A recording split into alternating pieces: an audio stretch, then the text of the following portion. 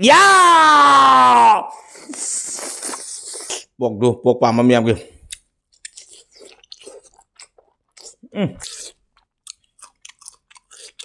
Khoa chỉ đi lỗ đấy hết bò.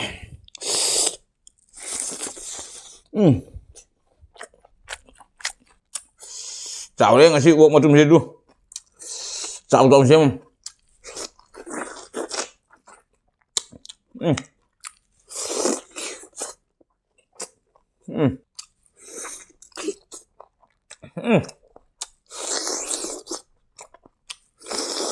Một chảo không?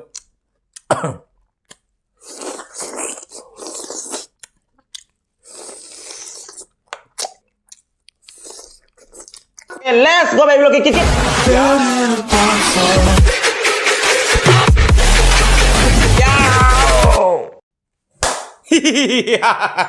Atau demi amat sih kita tahu nama video orang putung laksana ngasih kali macam cara itu demi amat tapi nak jadi macam macam itu. Sih kita tahu jadi kok.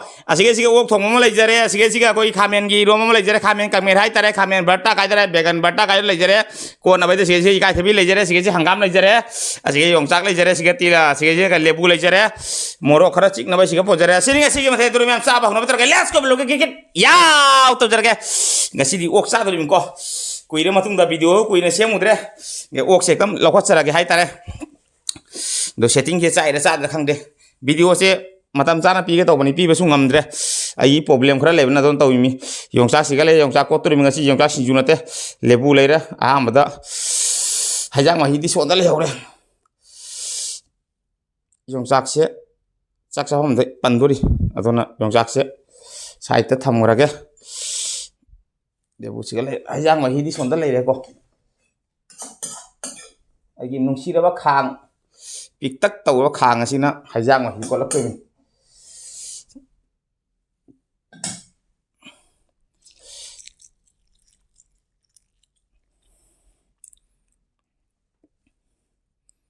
debu sa mahi wali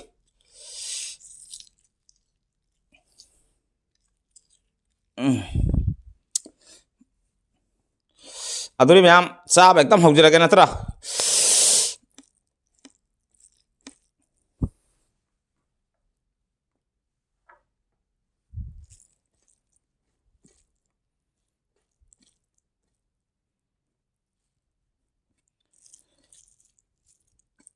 Aduri ma'am साहब एकदम हो रहा है तेरा let's को लोग KITKIT या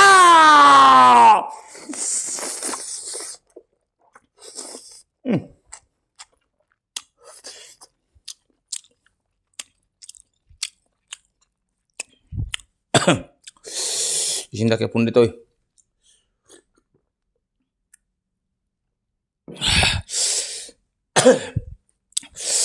Mahal di luar deh.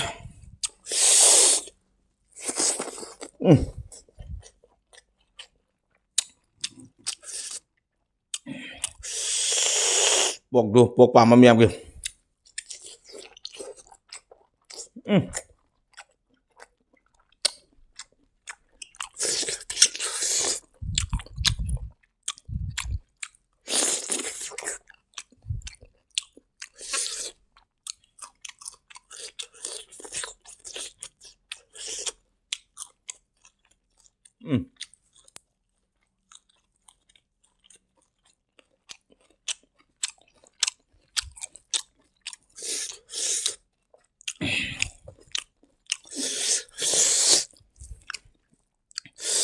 Khoa chỉ đi lỗ đấy hết bò.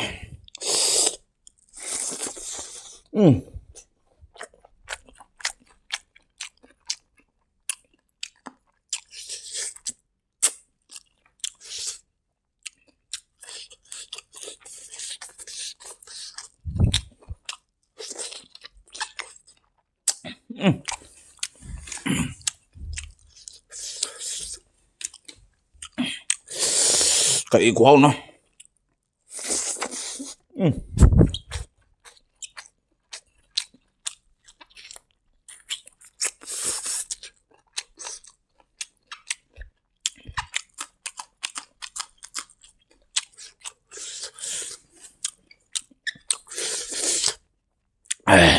Hả? Phải cho nó hỏi.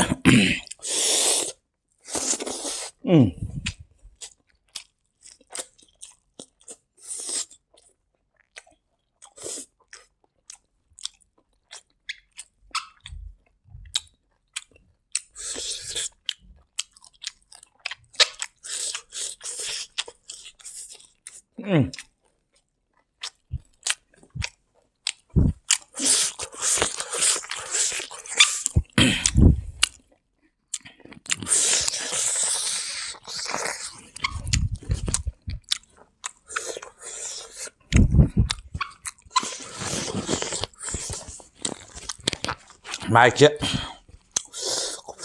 thầm trên nước ngoài chưa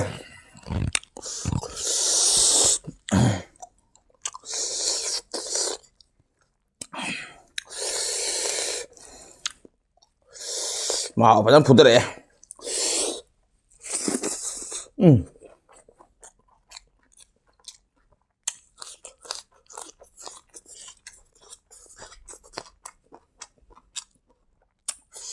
chảo đấy ngasih uang macam itu chảo tau xem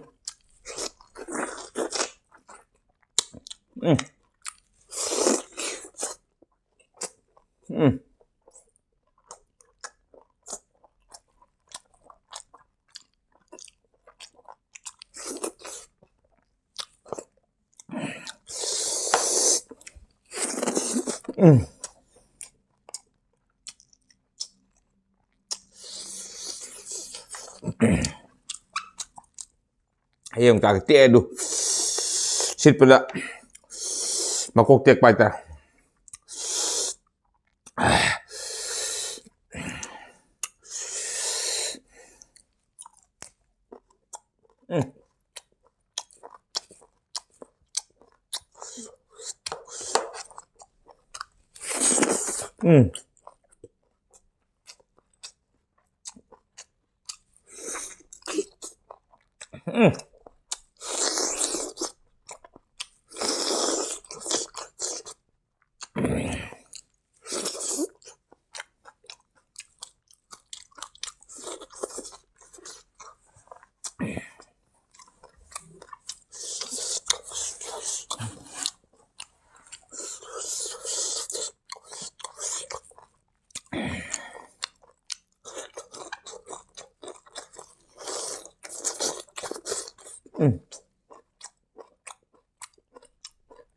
Thời gian người giàu bạn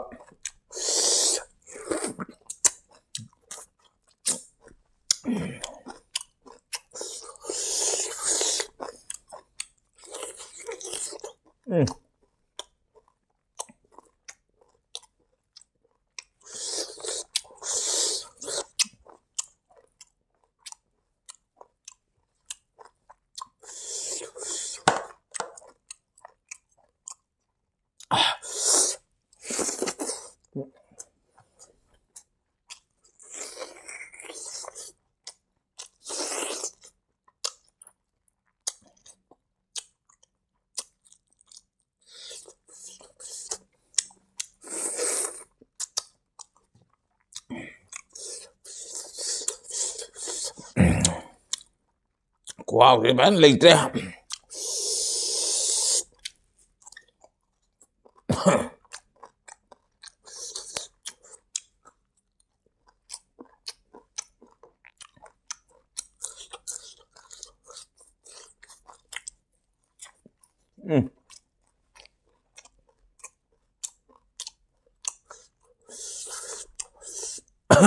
mà tôi muốn chảo không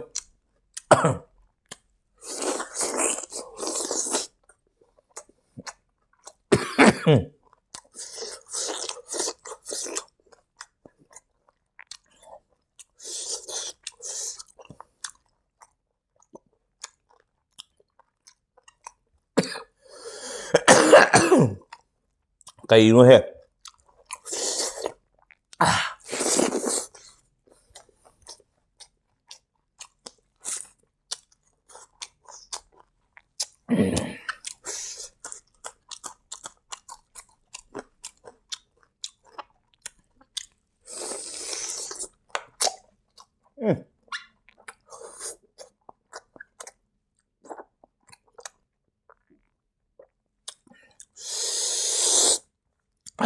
cái gì mà hông rồi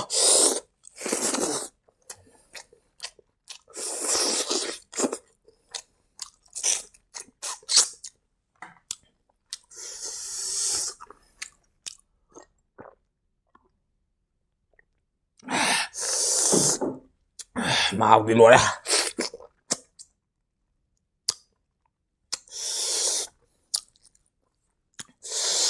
Padahal buka ya.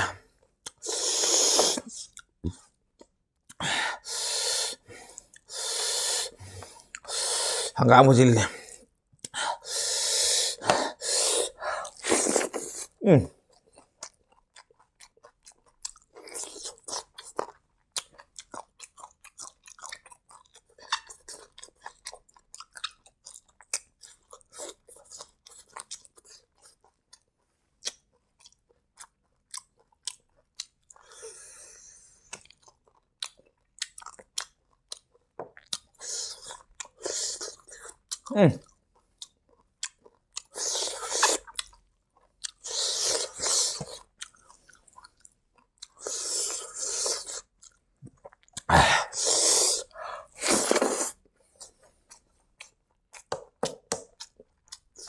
Malu nih kok.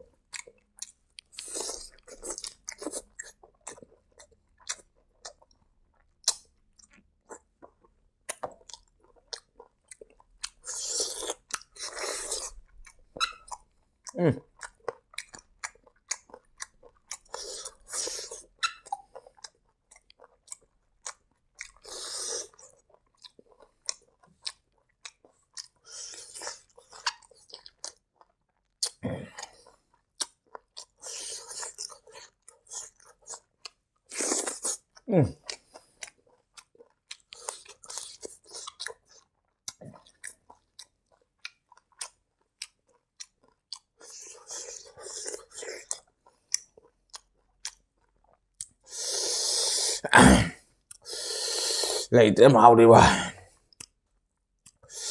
phục tất bị màu ní bà phản rất là hảo đấy bố sẵn đấy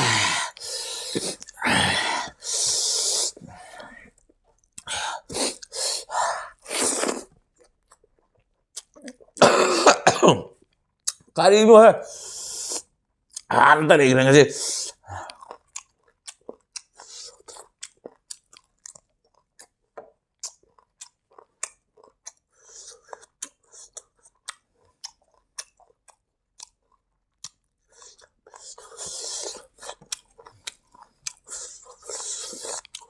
một phát xài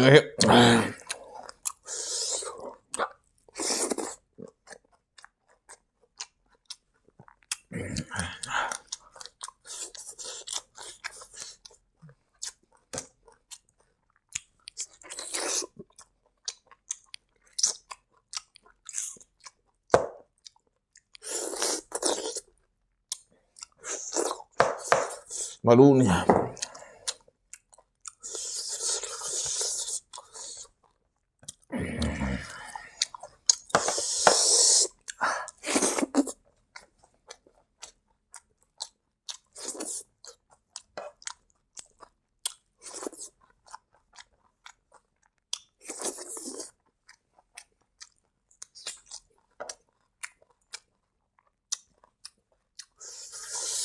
Hanggang mo sa di ba?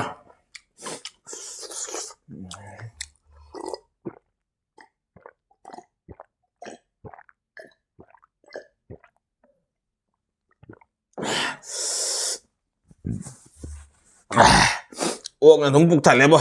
Ngamoroy siya matum mamasiga. Siya matum siya mga sa ngamoroy. Puk tali. Sakti lo siya. Hayang dapa ngam sa hawk tali do. Siya ngam rin para tum sa tali. Ilo makara lema. Mulok sa tali. Mulok saban may hawla. Matum mani siya malema. Ato rin may amsa absolo. May matang na video. Sana mo to ka video. Yung manong alay ka di like, share, comment. Huwag ka uwi ka no. Channel sila. Kung sila sila ka lang channel sila. Subscribe to. Subscribe to. Munta na bell ako. Katreng! Laudi pa ka uwi ka no. Ato rin siyong yung malakta. Ngay kinong budo. Tango. Di kateng. Di kira pa. Ato rin ka channel. Subscribe to. Munta na bell ako. Katreng! Laudi pa ka uwi ka no. Hari yung lagi ba sister brother. May amgaling alitan. May amlong sa katari. May among si video na video. Sibu. Sar. Lawan ko siya to bio. Asi hara may amlo. Kaya na biya. Sa labda na kaya ngasili bell. Buko talaga. Next video nung pang natin. Sige di. Bye bye.